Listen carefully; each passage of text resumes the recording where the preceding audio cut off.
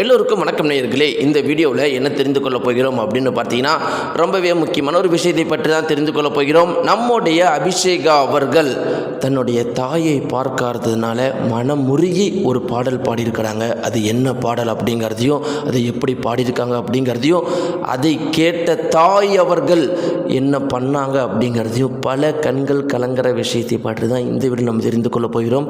கண்டிப்பாக இந்த ஒரு குறிப்பிட்ட தகவல் அபிஷேகாவை பற்றின உங்களுடைய கருத்துக்கள் அப்படியே மாற்றப்போகுது. வாங்க வீடியோக்குள்ள போகலாம். சேனலுக்கு புதியவராக இருந்தால் மறக்காமல் சப்ஸ்கிரைப் பண்ணிட்டுங்க.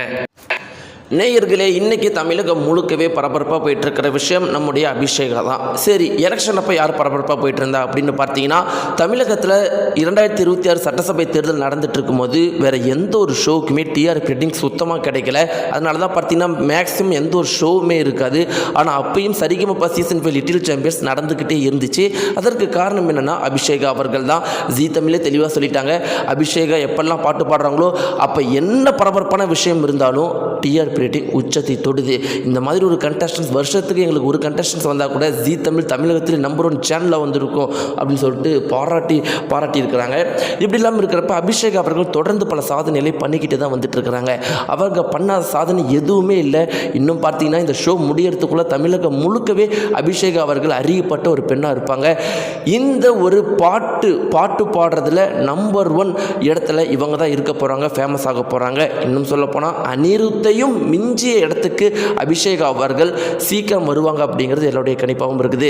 நம்முடைய ஏஆர் ரகுமான் முதற்கொண்டு சித்ரா அம்மா, ஜானகி அம்மா இவங்களாம் என்ன சொல்லியிருக்காங்க அப்படின்னு பார்த்தீங்கன்னா, இந்த பொண்ணு எங்களையும் தாண்டி வரப்போறா அப்படின்னு சொல்லியிருக்கிறாங்க.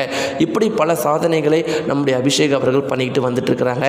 இப்போ அவங்க ரீசெண்டாக பண்ண ஒரு விஷயம் என்ன அப்படின்னு பார்த்தீங்கன்னா, தன்னுடைய அம்மாவை பார்த்திங்கன்னா அவங்க ரொம்ப நாள் பார்க்காம இருந்திருக்கிறாங்களாம். அம்மா உடம்பு சரியில்லை அப்படிங்கிறதுனால பார்த்திங்கன்னா ஒரு சில காரணங்களால் பார்க்க முடியாத ஒரு சுச்சுவேஷன் ஏற்பட்டிருக்குதா, ரொம்ப நாள் பார்க்கலையா.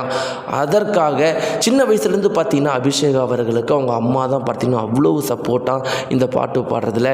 அம்மா தான் எப்பயுமே பாட்டு பாடும்போது கூடவே இருப்பாங்களாம். கொஞ்ச நாளாக கூடவே இல்லாதனால அம்மாவுக்காக ஒரு பாடல் பாடியிருக்கிறாங்க. அந்த பாடலை கூட இருந்த உங்கள் வீடியோ எடுத்து ரொம்பவே அந்த குவாலிட்டி பார்த்தீங்கன்னா, அந்த வீடியோடைய குவாலிட்டி கம்மியாக இருந்தாலும் அந்த வீடியோ அவ்வளோ பரபரப்பாக மில்லியன் கணக்கான வியூஸ் அடைஞ்சிருக்கு. அந்த வீடியோவை பார்த்த எல்லாருமே கண்கள் கலங்கியிருக்கிறாங்க. அம்மா இருக்கிறவங்க கூட அம்மா கிட்ட நாங்கள் ரொம்பவே நல்லா நடந்துக்கணும், அம்மா இல்லாதப்போ அந்த வலியை எங்களால் இந்த பாட்டில் உணர முடியுது அப்படின்னு கண்கள் கலங்கி பேசியிருக்கிறாங்க. இந்த ஒரு வீடியோவை பார்த்தீங்கன்னா அவங்க தாய் கண்கள் கலங்கி போயிருக்கிறாங்க. அவங்களுடைய உடல்நலம் சீக்கிரமாக குணமாகி உடனடியாக தன்னுடைய அபிஷேகாவை தன்னுடைய மகளை பார்த்துருக்குறாங்களாம். நேயர்களே, இந்த தகவலை பற்றி உங்களுடைய கருத்துக்கள் என்ன? மறக்காமல் கமெண்ட்ஸ் தெரிவிங்க. நன்றி.